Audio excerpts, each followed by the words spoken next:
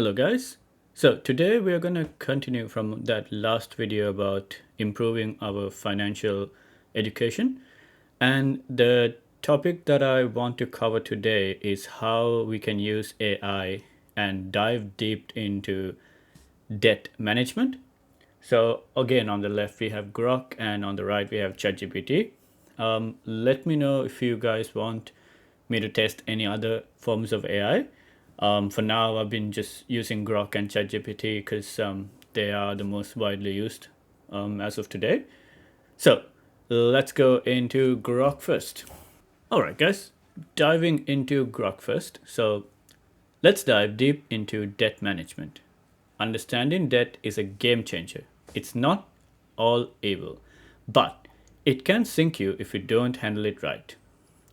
We'll cover what separates good debt from bad debt, then break down two proven strategies to pay it off faster: the Snowball method and the Avalanche method. I'll throw in examples, numbers, and practical tips to make it real. So, going in first: good debt versus bad debt. Debt isn't inherently bad, it's a tool. The difference lies in what it does for you long term. Does it build wealth or drain it? Good debt. Definition: debt that increases your net worth or future earning potential, usually with lower interest rates and manageable terms. Examples: a mortgage. A $300,000 home loan at 4% interest over 30 years with monthly payments about $1,432. But if the house appreciates, say, 3% annually, it could be worth $730,000 in 30 years. You've borrowed to build equity. Student loans: $50,000 at 5% over 10 years, with payments of about $530 a month for a degree that boosts your income by $20,000 a year. The return outweighs the cost. Business loans: $20,000 at 6% to start a side hustle that nets $30,000 a year. That's an investment. Trades: low interest, under 7% typically, tied to an asset or income growth, and provide tax benefits. Example: mortgage interest deduction. Why it's good: you're leveraging money to create more money. $1,000 mortgage payment builds home equity. $1,000 credit card bill on shoes doesn't. Bad debt.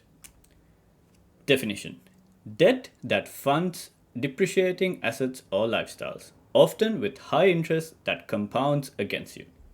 Examples: credit cards. $5,000 balance at 20% interest with minimum payments of about $150 a month barely dents it.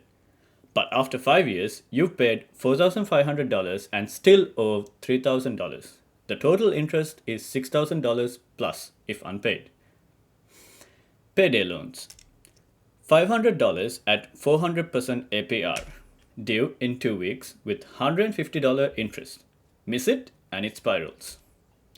Car loans: sometimes $25,000 at 8% for a luxury car that drops to $15,000 in 2 years. You are underwater fast. Trades: high interest, 15% plus, no asset backing, funds wants and not needs. Example like your vacations and your gadgets. Why it's bad: it's a wealth vacuum.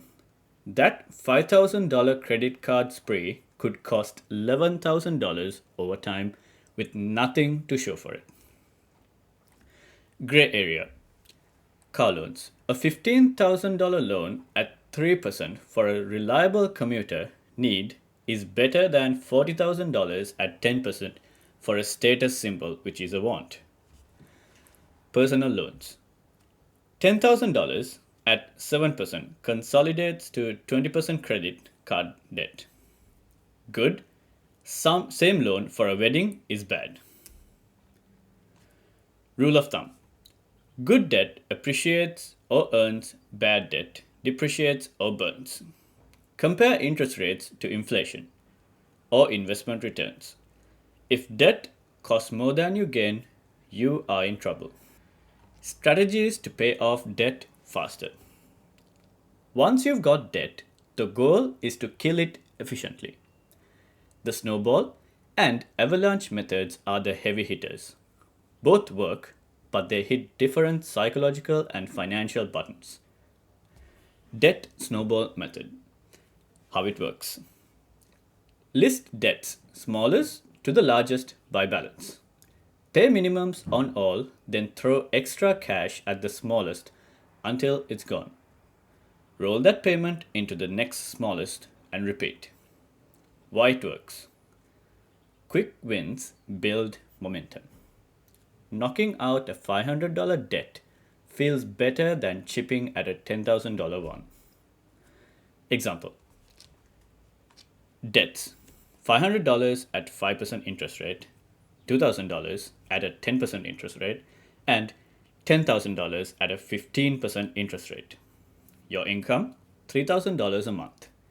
Your needs are about $1,500, your wants about $900, and your savings, $600, which is redirected to debt.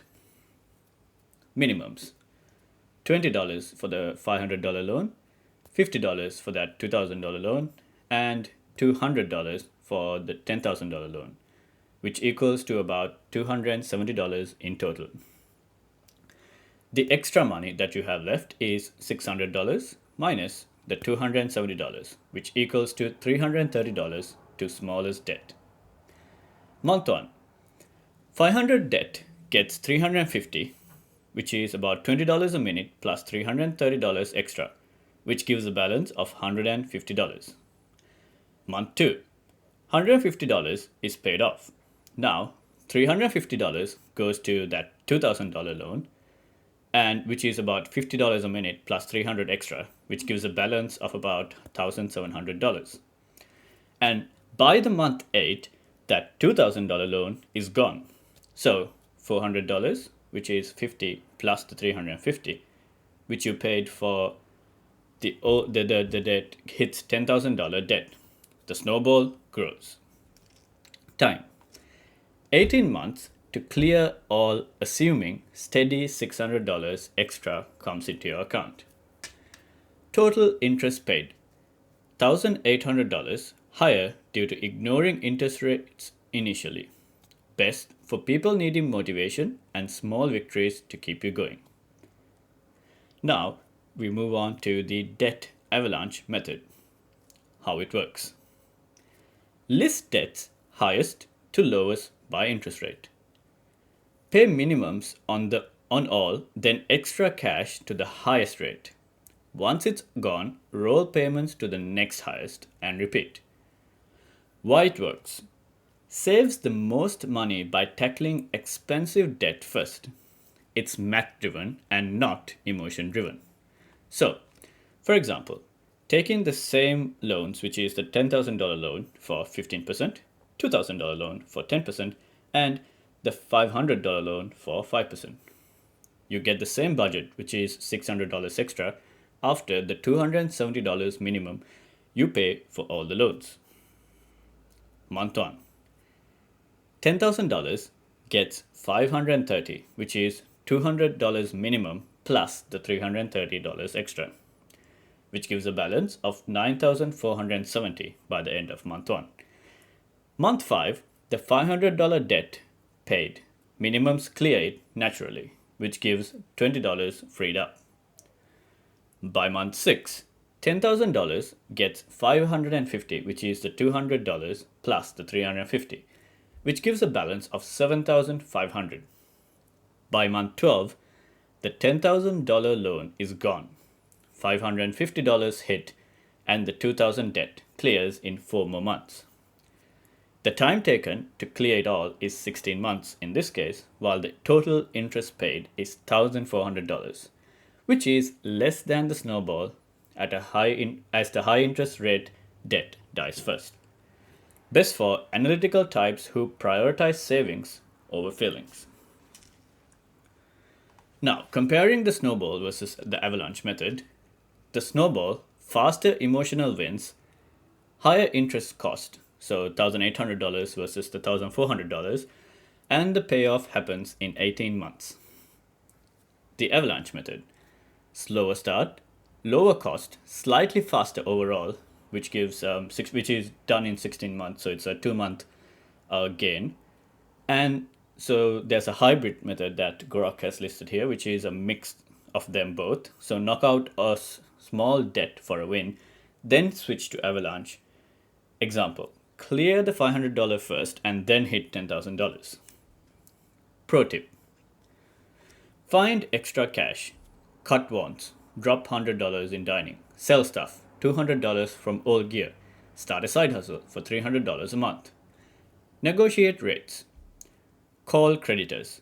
20% card might drop to 15% with a good story. Automate. Set payments so you don't forget or spend the extra. Track progress. Spreadsheet or app. Undebt is free. Seeing $10,000 drop to $5,000 fools you. Putting it all together. Say you got $1,000 in credit card debt, which is at an 18% interest rate, and your minimum payment is $40. You have a $5,000 car loan with an interest rate of 6% and a minimum payment of $150 a month. A $20,000 student loan with an interest rate of 4% with a minimum pay of $200 a month. And your income is $4,000 and your needs are $2,000 a month, and your wants are $1,200 a month, and your savings is $800 a month, which goes directly to your debt. So, targeting the Snowball method, order is 1,000, 5,000, and 20,000.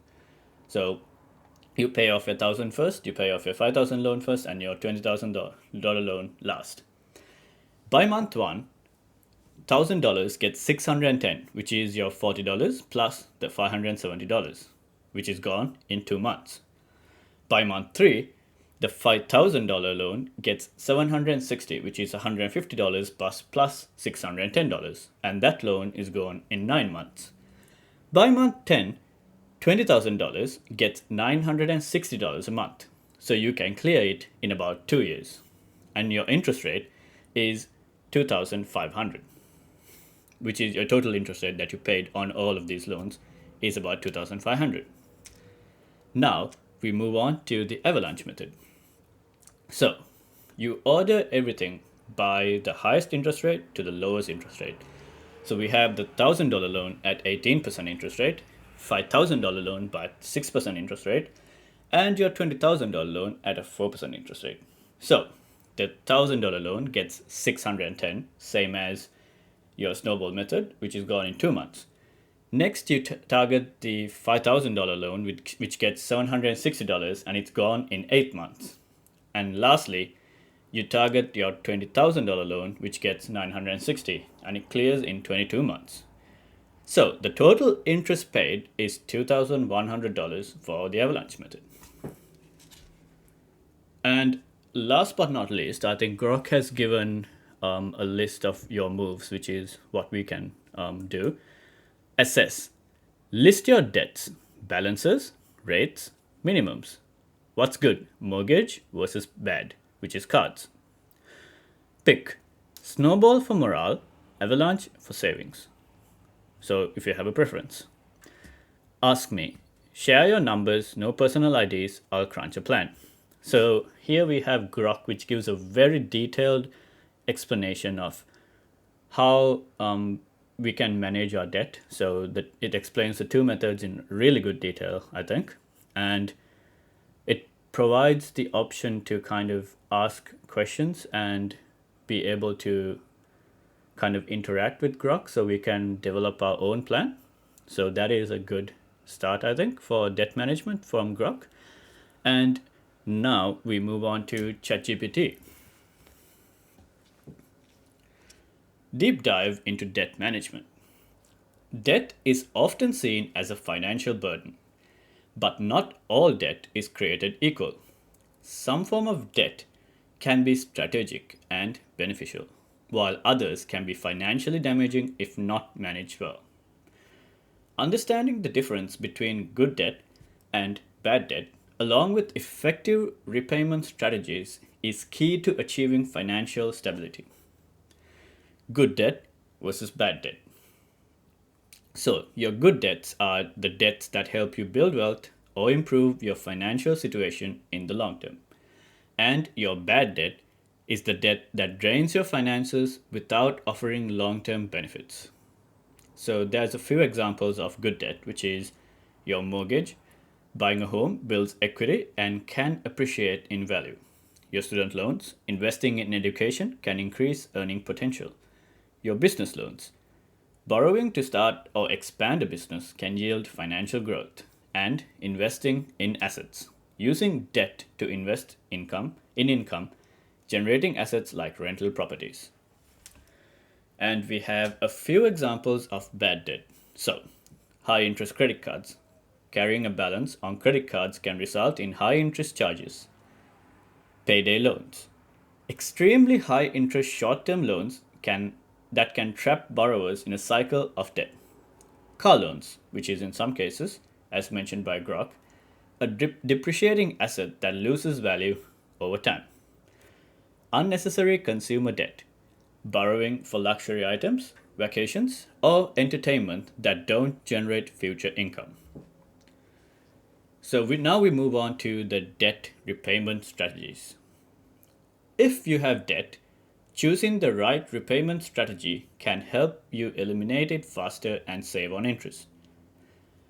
The Snowball Method, motivation driven approach. How it works. List your debts from smallest to largest balance. Pay the minimum on all debts except the smallest one, which you pay off as aggressively as possible.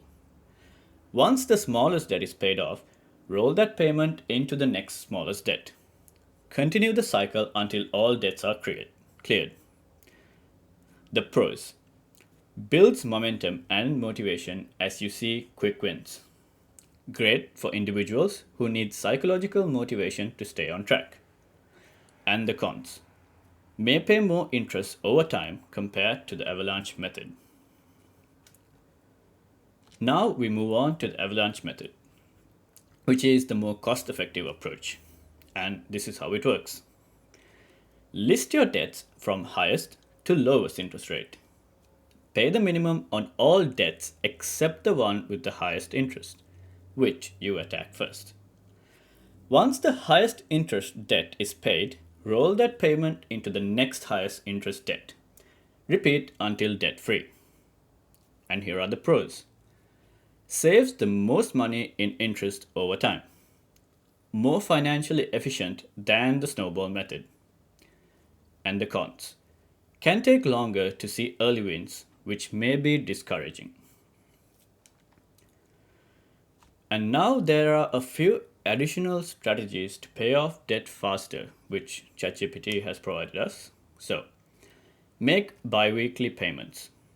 Instead of one monthly payment, split it into two bi-weekly payments, reducing the interest over time. Round up payments. Adding a little extra to each payment can make a big difference. Increase your income. Consider side hustles, freelancing, or selling unused items to put extra money towards debt.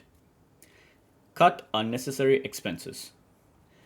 Redirect savings from dining out, subscriptions, and impulse buys towards debt repayments.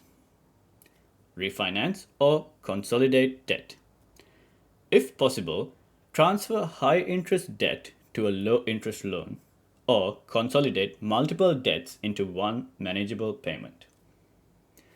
Negotiate low interest rates. Call creditors and ask for lower rates or better repayment terms. So here are the final thoughts. Managing debt effectively is about balance. Good debt can be a tool for financial growth, while bad debt should be minimized or eliminated.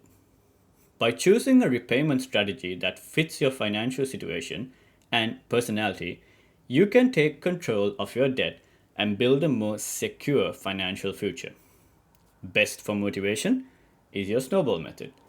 Best for saving money is your Avalanche Method. and the best for paying off faster, combining the strategies with extra payments and expense cutting. Which approach do you think works best for your situation? So I want you guys to comment down which approach you prefer. I think I'm more inclined to use the Avalanche method, but I think the best approach, in my opinion, is a combination of both. Yeah, so I think it is a very interesting topic about financial education, which is debt management. I personally am also learning with you guys.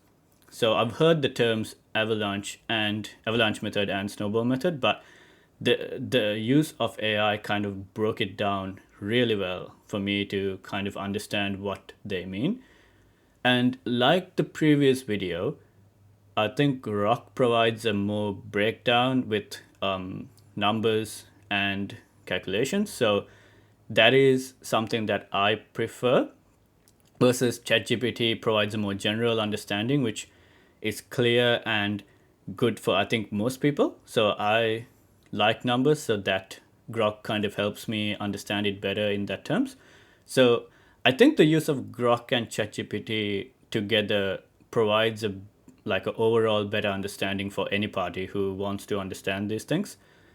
And I think I will catch you guys again with another round of financial education videos. Yeah, I think the next step is investing 101.